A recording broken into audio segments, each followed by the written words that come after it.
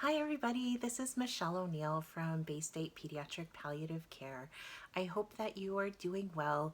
I wanted to make a video today to let you know that I'm thinking of you and that our whole team is thinking of you during this time. And also I wanted to share some fun things that my family does together as a family. And one of our favorite things to do together is to read. And so I chose a book today that was one of our family's favorites. It's called The Magic Tree House. It's a series by Mary Pope Osborne. And the first book is called Dinosaurs Before Dark. I'm not sure if you can see that. I think there's a little glare. There we go. So I figured we could read a few chapters together today, and then maybe we can read a few more chapters later on. And I hope you enjoy this book just as much as my family liked this book. So we'll get started. The Magic Tree House, number 1, Dinosaurs Before Dark, by Mary Pope Osborne. Chapter 1, Into the Woods. The picture there. There's Jack and Annie. Help! A monster, said Annie. Yeah, sure, said Jack. A real monster in Frog Creek, Pennsylvania. Run, Jack, said Annie. She ran up the road. Oh, brother. This is what he got for spending time with his 7-year-old sister. Annie loved pretend stuff, but Jack was 8.5. He liked real things. Watch out, Jack! The monster's coming! Race you! No, thanks, said Jack. Annie raced alone into the woods. Jack looked at the sky. The sun was almost about to set. Come on, Annie, it's time to go home. But Annie had disappeared. Jack waited. No Annie. Annie, he shouted. Jack, Jack, come here. Jack groaned. This better be good, he said. Jack left the road and headed into the woods. The trees were lit with the golden light of late afternoon. Come here, called Annie. There she was, standing under an oak tree. Look, she said. She was pointing at a rope ladder, the longest rope ladder Jack had ever seen. Wow, he whispered. The ladder went all the way to the top of the tree. And there, at the top, was a tree house. It was tucked between 2 branches. That must be the highest tree house in the world, said Annie. Who built it, said Jack. I've never seen it before. I don't know, but I'm going up, said Annie. No, we don't know who it belongs to, said Jack. Just for a teeny minute, said Annie. She started up the ladder. Annie, come back. She kept climbing. There's the treehouse.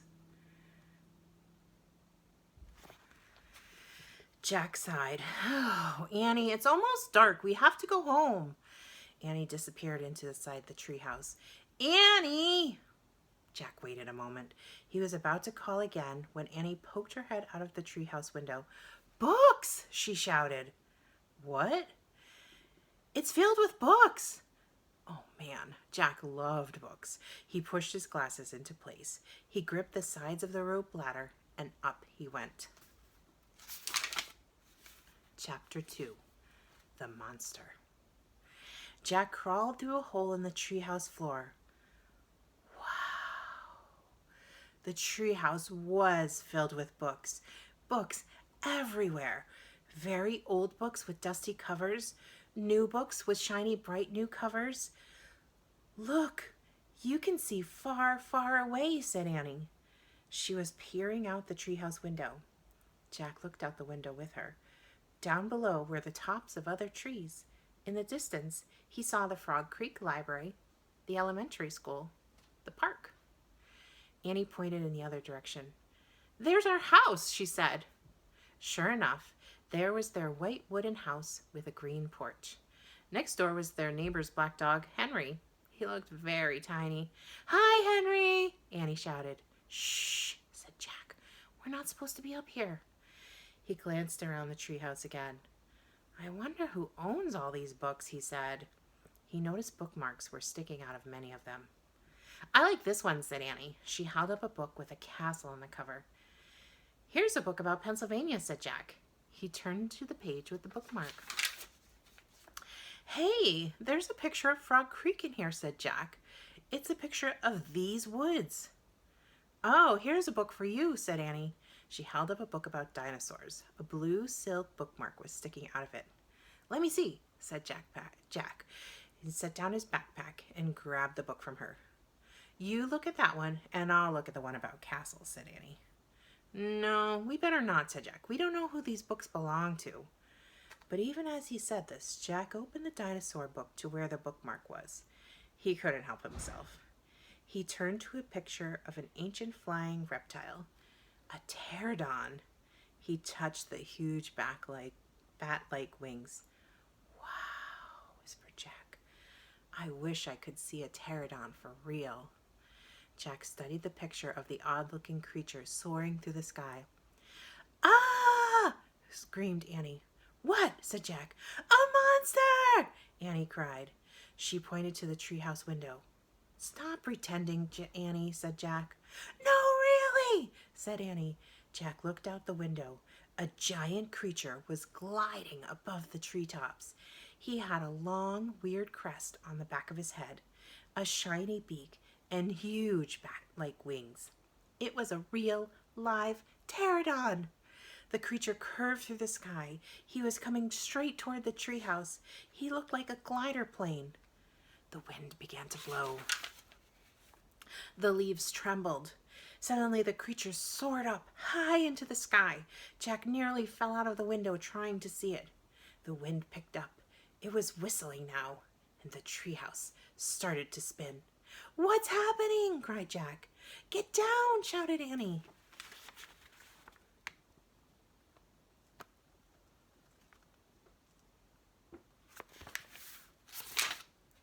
She pulled him back from the window. The treehouse was spinning. Faster and faster and faster and faster and faster and faster and faster. Jack squeezed his eyes shut. He held on to Annie. Then everything was still. Absolutely still. Jack opened his eyes. Sunlight slanted through the window.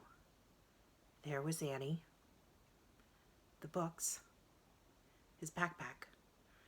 The treehouse was still high up in an oak tree, but it wasn't the same oak tree.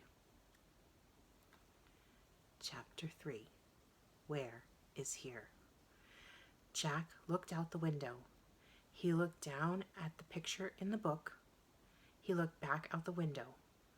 The world outside and the world in the picture, they were exactly the same. The pterodon was soaring through the sky. The ground was covered with ferns and tall grass. There was a winding stream, a sloping hill, and volcanoes in the distance. Where are we? Stammered Jack. The pterodon glided down to the base of their tree. The creature coasted to the stop and stood very still. What happened to us? Annie said. She looked at Jack. He looked at her. I don't know, said Jack. I was looking at the picture in the book. And you said, wow, I wish I could see a pterodon for real, said Annie. Yeah, then we saw one in the Frog Creek woods, said Jack. Yeah, and then the wind got loud, and the treehouse started spinning, said Annie. And we landed here, said Jack. And we landed here, said Annie. So that means, said Jack. So that means, what? Said Annie. Nothing, said Jack. He shook his head. None of this can be real. Annie looked out the window, but he's real, she said. He's very real. Jack looked out the window with her. The pterodon was standing at the base of the oak tree, like a guard. His giant wings were spread out on either side of him. Hi, Annie shouted. Shh, said Jack. We're not supposed to be here. But where is here? Said Annie. I don't know, said Jack. Hi, Annie called again to the creature. The pterodon looked up at them. Where is here? Annie called down. You're nuts. He can't talk, said Jack. Maybe the book can tell us. Jack looked down at the book. He read the words under the picture. This flying reptile lived in the Cretaceous period. It vanished 65 million years ago. No, impossible. They couldn't have landed in a time 65 million years ago. Jack, said Annie, he's nice. Nice? Yeah, I can tell. Let's go down and talk to him. Talk to him? Annie started down the rope ladder. Hey, Jack shouted, but Annie kept going. Are you crazy? Jack called. Annie dropped to the ground. She stepped boldly up to the ancient creature.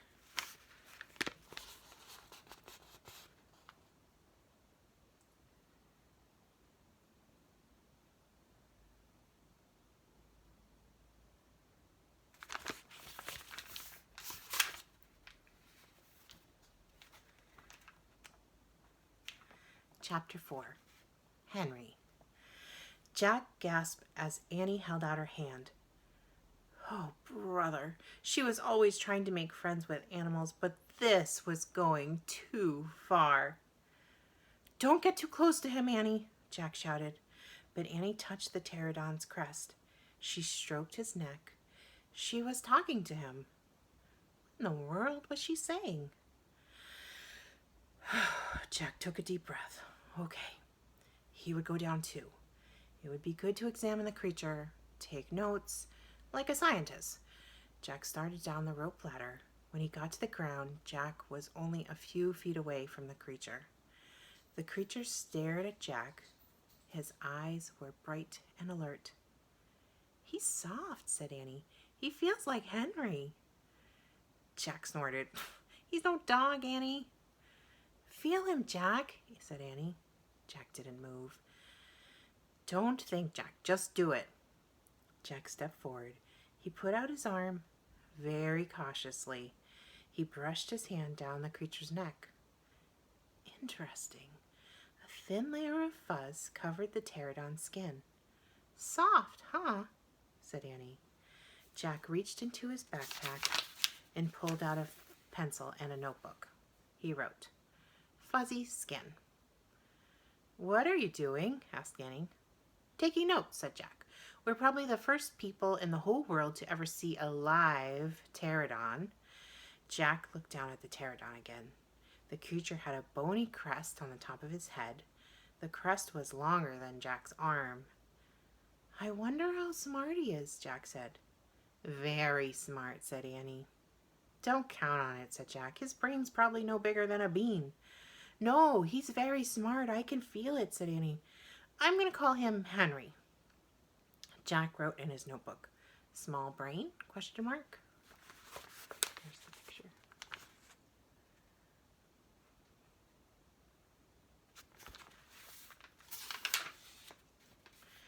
Jack looked at the creature again. Maybe he's a mutant, he said. The creature tilted his head. Annie laughed. He's no mutant, Jack. Well, what's he doing here then? Where is this place? Said Jack. Annie leaned close to the pterodon. Do you know where we are, Henry? She asked softly. The creature fixed his eyes on Annie. His long jaws were opening and closing like a giant pair of scissors. Are you trying to talk to me, Henry? Asked Annie. Forget it, Annie, Jack wrote in his notebook. Mouth like scissors, question mark. Did we come to a time long ago, Henry? Annie asked. Is this a place from long ago? Suddenly, she gasped. Jack! He looked up. Annie was pointing toward the hill. On top stood a huge dinosaur. Da, da, da. So that's where we're going to stop today. And we'll read a few more chapters again next time. And I hope you're doing well.